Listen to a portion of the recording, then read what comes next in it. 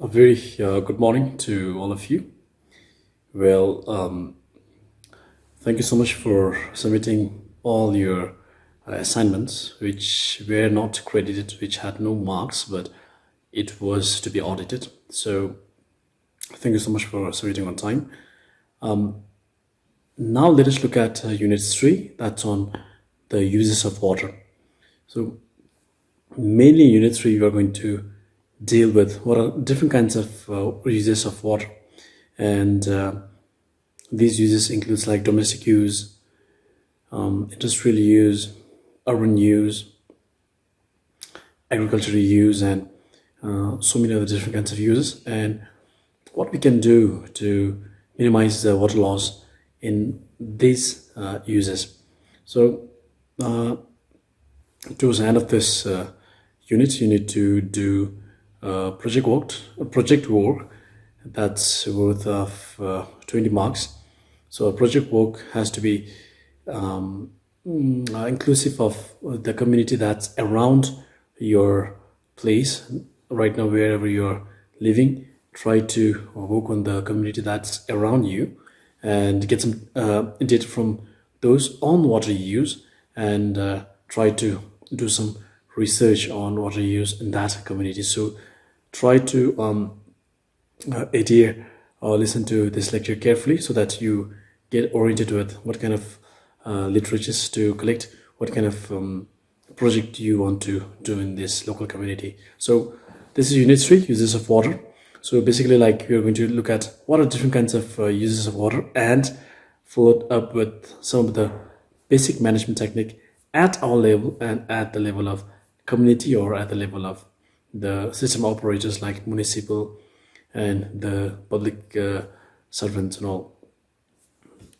So this unit is being divided into two lectures. One is on the domestic, and the other one is on industrial and urban uses. So towards the end of the lecture, you are supposed to get a brief background on what are the types of water use, and also on what are the conservation techniques that we can use in order to minimize the water loss in these different uses of water, and to conserve more water to be allocated for some other purposes. So there are basically 5 things to be covered in this unit. One is on domestic use, another one is on industrial use, another one is on the urban water demand, how to manage this water uses, and what are the impacts of supply system. So if you're continuously supplying the water to meet the demand of the people around, what are the impacts on the water supply system? So we're going to deal with that. So let us just look at this one and see that the world is right now being divided into high income group and the low income groups. So in other words, developed countries and not or underdeveloped countries.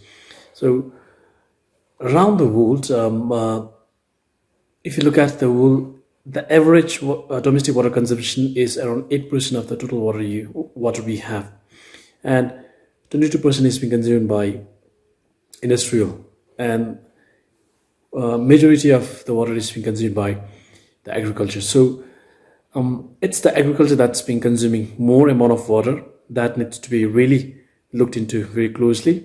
And again, yes, looking at domestic, though it's just 8% of the total water use that's being used around the world, but 8% is again very huge water use. So let us look one by one. In the high income generating countries, the domestic water use is very high, so it's around 11%. However, in the low income countries, the domestic water use is around 8%. So there's a huge difference of around 3%. And if you look at the industrial water use in the developed countries, they are more dependent on the upcoming industries, upcoming technical things that really have to use more water, so most of their water goes to the industrial use. However, compared to industrial, less amount of water is being used for agricultural purposes. So only 30%. So the main reason is that the technology has been improved in the developed countries, where the amount of water that they use is sufficiently less in agriculture, because they know how to use water efficiently. For example, if you have a huge agricultural area, and in underdeveloped or in low income generating countries, what we will do basically is that we basically flood the whole agriculture area with huge water system, and that's when we use lots of water in agriculture area. But in developed countries, instead of flooding whole field with water, what they will do is they will just lay out pipes in parallel with the line where we have grown our line where we have grown our crops or seeds or seedlings, exactly at the point where we have grown our I'll just show through this one. So for example, this is our agriculture area. So but in developed countries, most of the technique that they use is drip irrigation method. So they will just lay out pipes like this, and let's say that this is what these are the plants over on the lines. So what they are going to do is basically these pipes, which goes just in parallel or just in the line where the roots are, or where the point where the plants have emerged, they will just make a small hole so that water gets only to this area, and a small hole all over the pipes that is just next to the plants. So this kind of irrigation method is known as drip irrigation. So this is one of the modern technology of using water efficiently. But in case of underdeveloped countries, let's say that again this is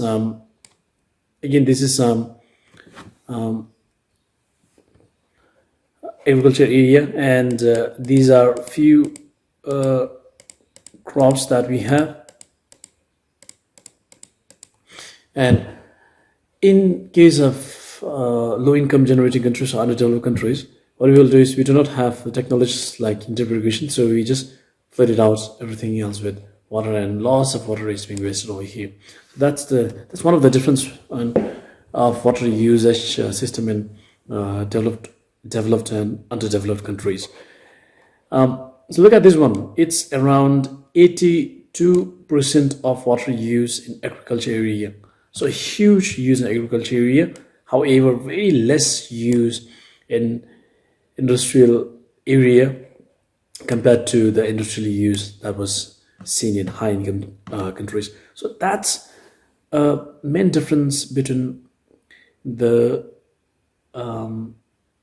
developed countries and non-developed countries. If you again look at the 6 areas of the world, if you divide the 6 areas of the world into developed area, 3 developed areas, and another 3 underdeveloped areas. So 3 developed areas include like America, then South America, then Europe. These are developed, and underdeveloped are Africa, Central Asia, and Southeast Asia. So what we can really look at from this point of view is that the industrial water use in most of the developed countries like United States, where United States falls in North America. So the industrial use of water is very high. Look at the Europe, it's very high because they depend on water to run their industry.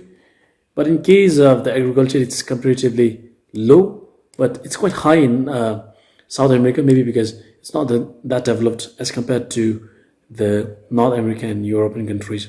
But it's still then 71% is comparatively low as compared to the water that's being used in agriculture area in underdeveloped or low income generating areas.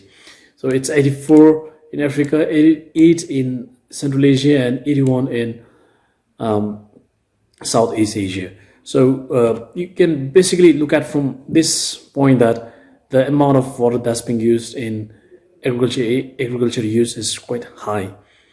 But still then we can also see the marked difference between the domestic use. So Africa and Central Asia 9-7, however Central Asia and Southeast Asia 7-7. But however in developed countries like not developed areas like North America, South America, and Europe, that's around the range between 15 to 19. That's quite higher as compared to those areas which are not developed. So what we can generate from this is that we can conclude that the more developed the countries or the areas are, the higher domestic use of water becomes, because they have got lots of facilities inside the house. They have got like lawn in front of them to water. They have got lots of plants and indoor flower and indoor ornamental plants. They have got lots of machines like bigger washing machines. They have got dishwashing machines that really uses high amount of water. And when the country is developed, per capita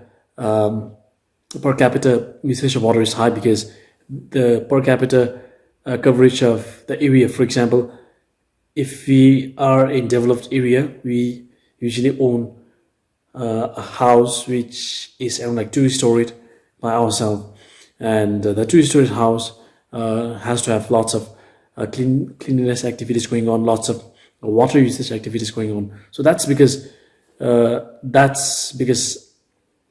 the country is developed, and the per capita consumption of water actually gets higher. But in case of the underdeveloped areas, let's say in Bhutan in India, that the water consumption is very low, because we do not have, most of the people do not have things like washing machine, dishwashing machine again, and lots of sophisticated equipment in the homes that require lots of water. So because of that, the domestic is comparatively low. But even if it is comparatively low, we still face lots of water problem, because we still do not know how to manage the water. Most of the water that is in countries like ours goes to agriculture area.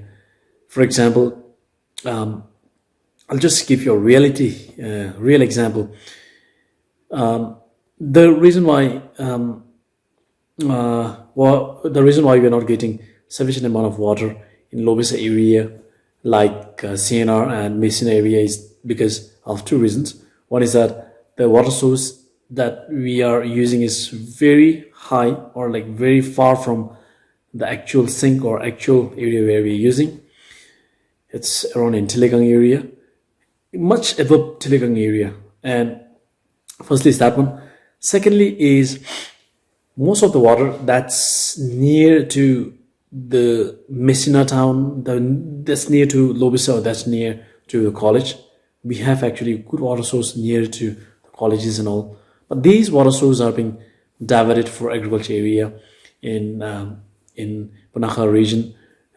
Those land that we have in Messina area, those agricultural land that we have in Lobesa, Baju and all. So these are basically taken as an irrigation water supply scheme. So basically not being given more priority to domestic purposes. So that's one where we lack in proper management. So what should we do? So domestic water use, if we just look at it, domestic water use is being divided into water uses like broadly like bathroom, kitchen, garden, and agriculture.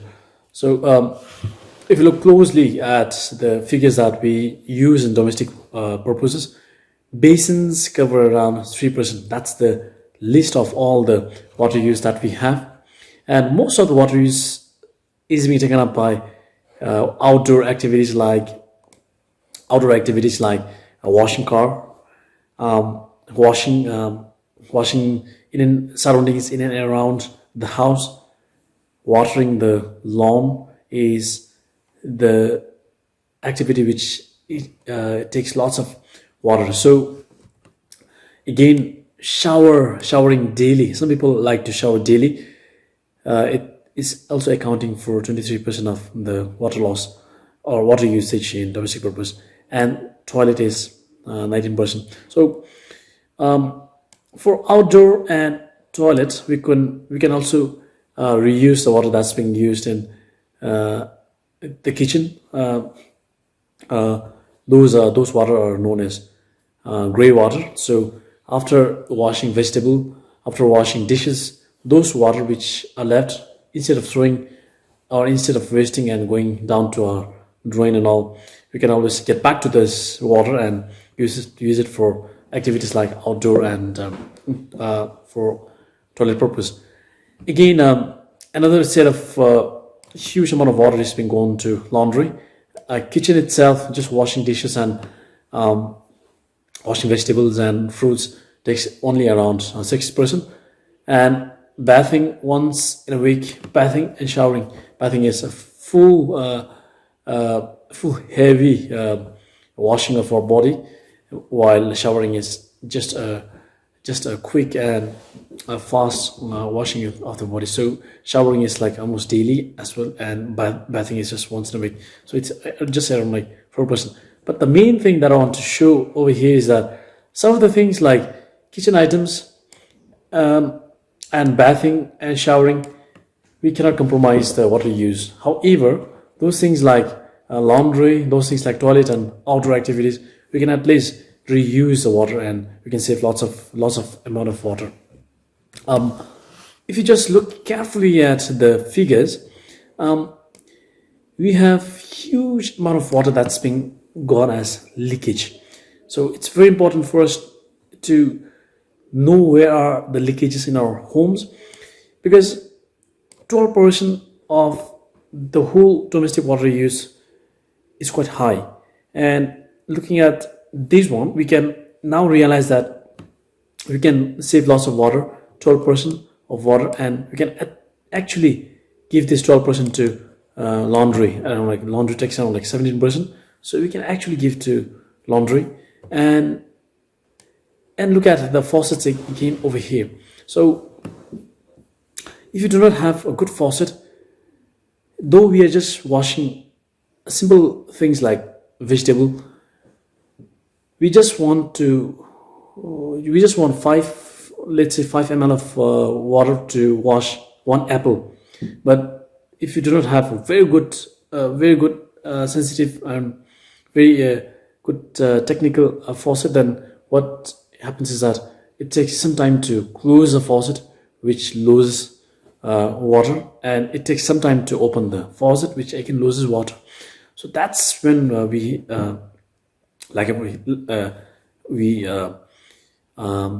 lose water in faucets. Again, when we are taking bath and all, even at that point, we are losing lots of water, because taking bath from the normal kind of shower heads is not good, because the kind of water that's been leaking from the normal kind of shower head is much more than the shower head that sprinkles, the modern shower heads that sprinkle. So it's recommended for us to use the modern shower heads. So like that, toilet is around like 24%, and again like showers is around like 20%. This is a chart of, like, you can see an average person's water usage chart. But however, this is looking at the overall countries or overall worldwide domestic use of water. Just to let you know that what is the amount of water use in country specific, like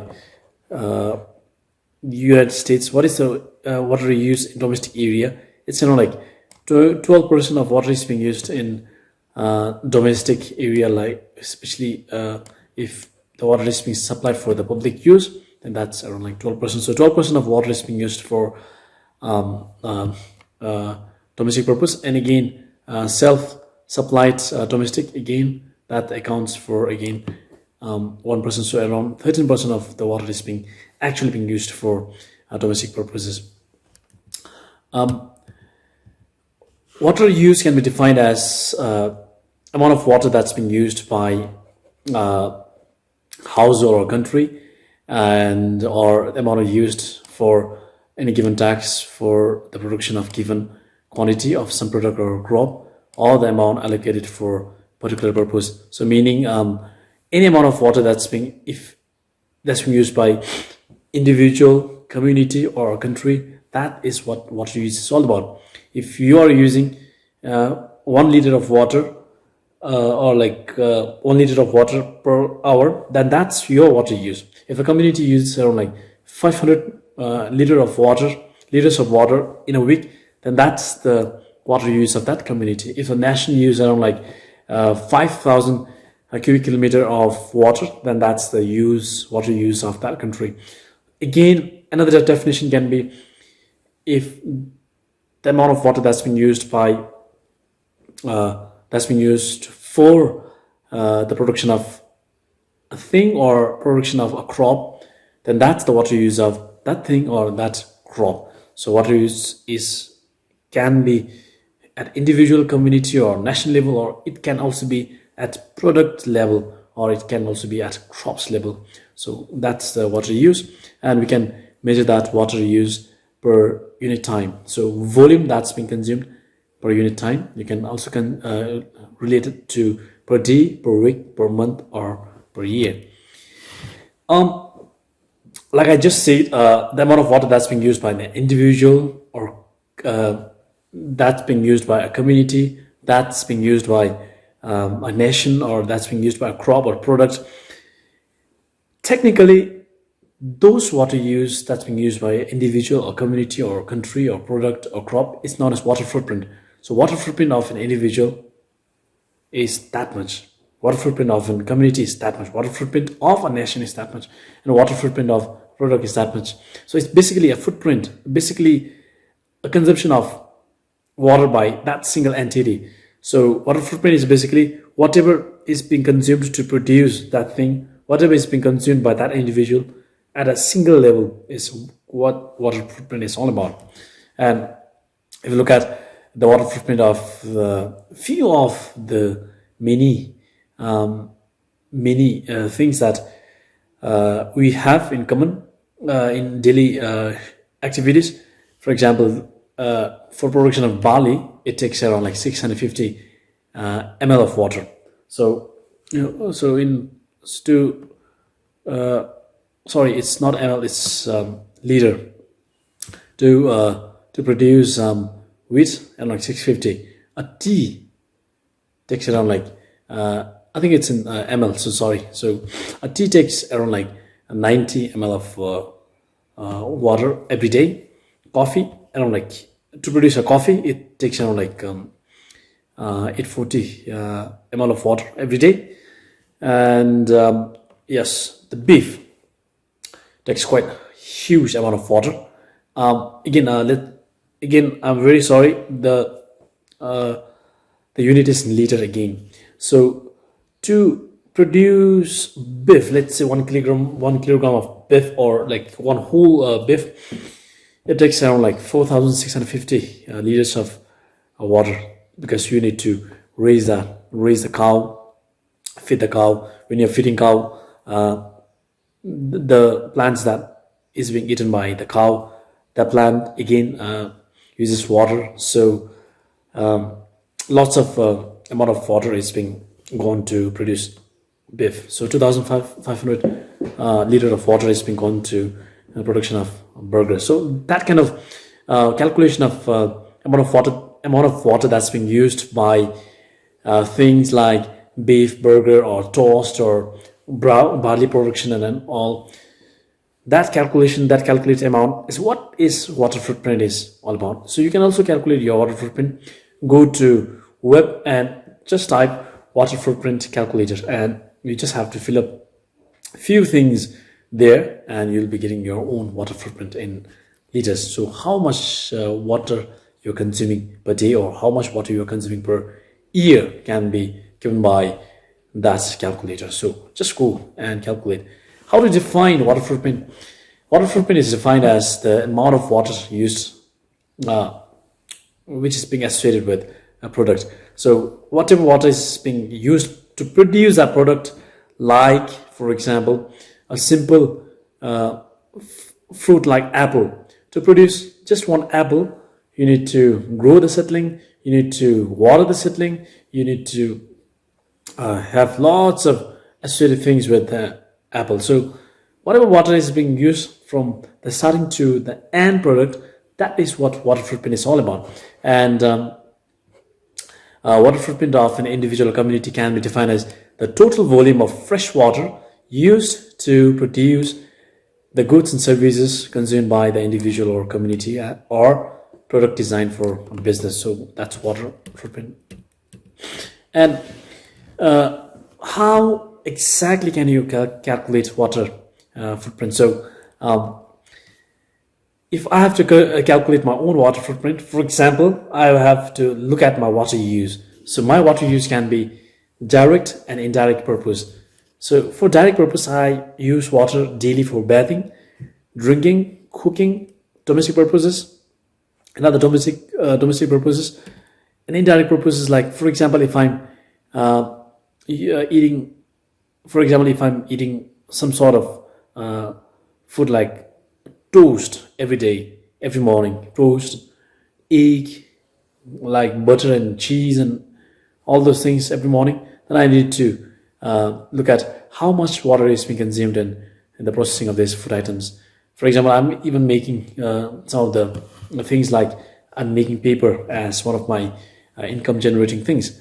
Then making paper, how much water is being used for making paper, you need to calculate that one. Producing steel for automobile, for example, if I'm producing steel for automobile, then I have to calculate the total water that's being used for production of this automobile steels and all. So overall, the water that's being used directly and what the water that's being used indirectly sums up together, and that forms my total water footprint. So lastly, this is the last slide from lecture number 1. What are the practices that we can have in order to reduce our domestic water use, or in order to reduce our water footprint, especially looking at the domestic water use? So how to reduce our water footprint? So there are two broad ways that we can reduce the water. One is through engineering perspective or engineering practices. For example, if you are detecting a leakage in the tap, what you can always do is you can fix the leakage. That's an engineering practice. If you can do some kind of plumbing, that's an engineering practice. If you feel that your washing machine is now getting old and it's not very efficient, it's consuming lots of water, then what you can always do is you can fix that washing machine. Those kind of things are called as engineering practice. So basically modification of hardware, plumbing and fixture is one of the practices that you can do under engineering practice. And another thing is that if you're working at municipal, or if you're working at some kind of like public service agent, you can always set some procedures, some operational supply procedures. For example, installing water meter to the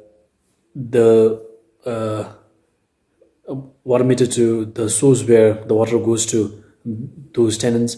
So if water meter is being installed, people will be very conscious of the water that's being used.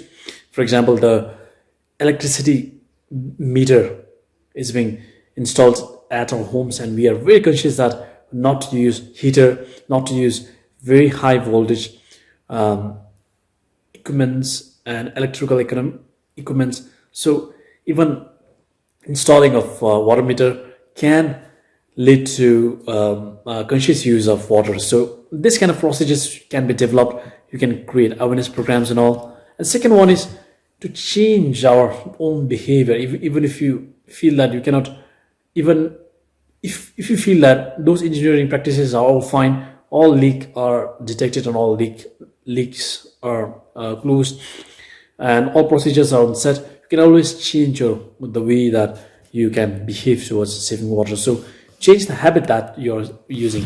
So basically, engineering practices are technical and regulatory measures, whereas behavioral practices are looking at the market oriented measures, meaning if I'm changing my behavior, basically I'm the end consumer or end user of the water. So this is what the market of water is all about. So I'm the market of the water. So what this practice looks at is that it looks at the behavioral practices mostly towards the end users or the market oriented perspective. So basically whatever practice that we do in behavioral practices are basically market oriented measures.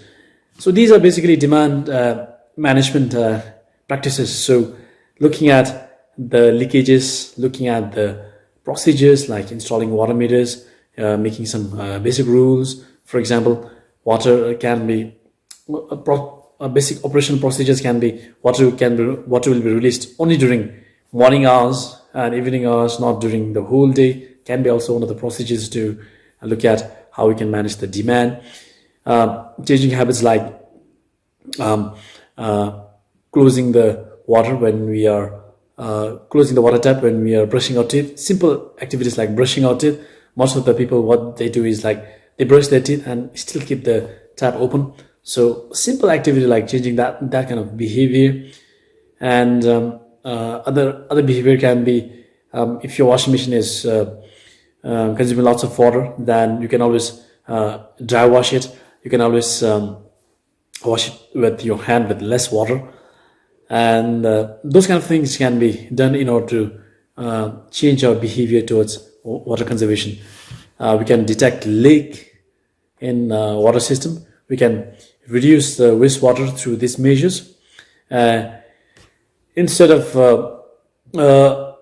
just focusing on all appliances, if it is not working at all and if it is giving lots of leakages, if you have the old appliances at your home, you can always replace those old appliances with better and new technological appliances to reduce the water. So if you have seen in some hotels and in some at some homes, you can see that very good efficient faucets are being installed. If you go to very good start hotel, you can always find that faucets are